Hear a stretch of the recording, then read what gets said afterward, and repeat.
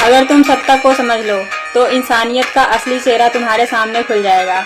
क्यों हम शक्ति से डरते हैं जबकि उसी के बिना कोई हमें सुनता तक नहीं। कभी कभी मैं सोचती हूँ, क्या दुनिया सच में न्याय पर चलती है या बस ताकत पर? क्या अच्छाई वाकई जीतती है या बस वही जीतता है जो चालाक है? क्यों सब बोलने वाले मारे जाते हैं और झूठ बोलने वाले राजा बन जाते हैं? मैकियावेली कहता है, दुनिया वैसी नहीं जैसी हम देखना चाहते हैं, बल्कि वैसी है जैसी वो चलती है। और इस दुनिया में नैतिकता नहीं, परिणाम मायने रखते हैं।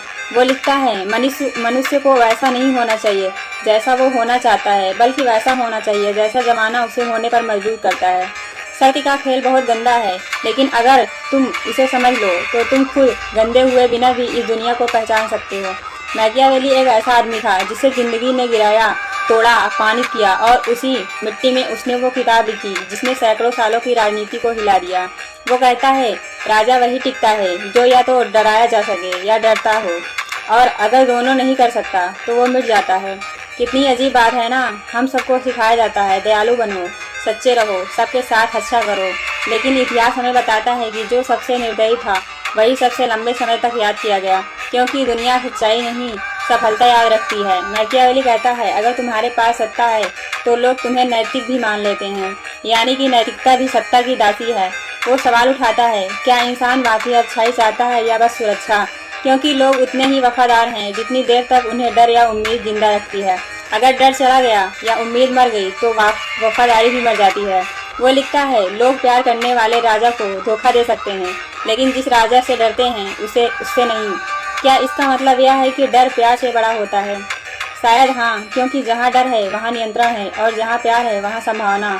और सत्ता नियंत्रण से चलती है, संभावना से नहीं।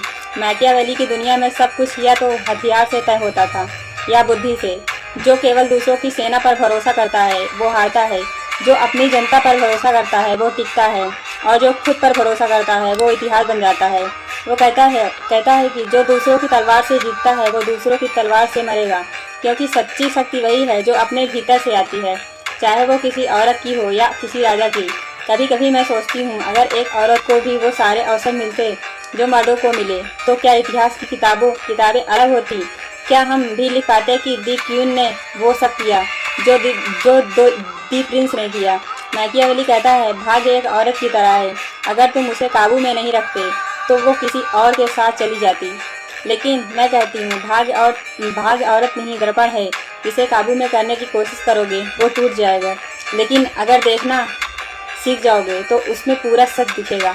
वो यह भी कहता है, शासक को हमेशा दो चेहरों की जरूरत होती है, एक इंसान का और दूसरा जानवर का, क्योंकि दुनिया जानवरों से भरी है, और अगर तुम सिर्फ इंसान बने रहोगे तो वो तुम्हें खा जाएगी। इसलिए वो कहता है, कभी शेर बनो ताकि कोई हमला ना करे, और कभी लोमड़ी बनो ताकि कोई तुम्हें धोखा ना दे सके। क्या यही वजह है कि दुनिया में सच्चे लोग सबसे ज़्यादा टूटते हैं? क्योंकि वो ना तो शेर बन पाते हैं, ना तो लोमड़ी। वो बस इंसान बने रहते हैं, और यह दुनिया इंसानों के लिए नहीं है। सच कहूँ तो मैकियावेली लिखते हैं, अगर तुम्हें अच्छाई और सुरक्षा में किसी एक को चुनना है तो सुरक्षा चुनो, क्योंकि अगर तुम बच गए तो अच्छाई फिर से पैदा की जा सकती है, लेकिन अगर तुम मारे गए तो तुम्हारी अच्छाई का क्या मतलब?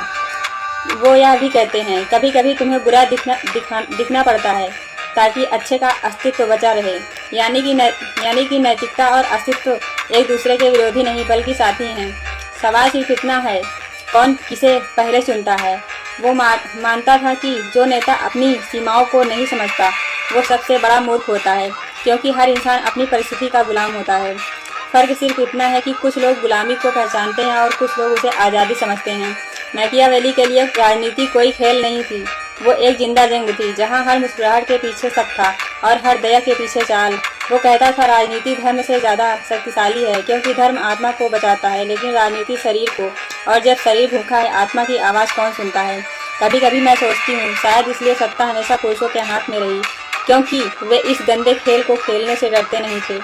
लेकिन अगर कोई औरत इस खेल में उतरे और वो जानवर और इंसान दोनों बनना सीख ले, तो शायद दुनिया की परिभाषा ही बदल जाए। मैकियावेली कहते हैं, जो समय को समझ लेता है वही भाग्य पर राज करता है, और सच कहूँ तो यही इस बात का सबसे बड़ा संदेश है, क्योंकि जो व्यक्ति अपनी परिस्थितियों के साथ बहना जानता है वही जीतता है, जो उनका विरोध करता है वो हारता है। वो लिखते हैं, भाग्य आधा हमारे हाथ में और आधा उसी नदी की तरह जो उस उफान पर आती है तो सब कुछ बहा ले जाती है, लेकिन अगर पहले से बांध बना लिया जाए तो नुकसान कम होता है। यानी कि किस्मत पूरी तरह अंधी नहीं, वो बस तैयार लोगों को पहचानती है। और शायद यही कारण है कि उसने अपनी किताब का आखिरी अध्याय एक प्रार्थना की तरह लिखा। अब वक्त आ गया है कि कोई उसे उठे और इटली को विदेशी कब्जों से आज़ाद करे। यानी कि सिर्फ सत्ता का खेल नहीं, मुक्ति का सपना भी देख रहा था। लेकिन विडंबना देखो, जिसने दूसरों को सत्ता संभालना सिखाया वो खुद सत्ता से दूर मर गया। वो आदमी जिसने कहा कि शक्ति ही सब कुछ है, अंत में बिना शक्ति के चला गया। शायद इसलिए उसकी किताब आज भी जीवित है, क्योंकि वो सिर्फ एक शासक की गाइड नहीं, एक इंसान की सच्चाई है। कभी सोचो, क्या हम सब अपने जीवन के छोटे छोटे प्रिंस नहीं हैं?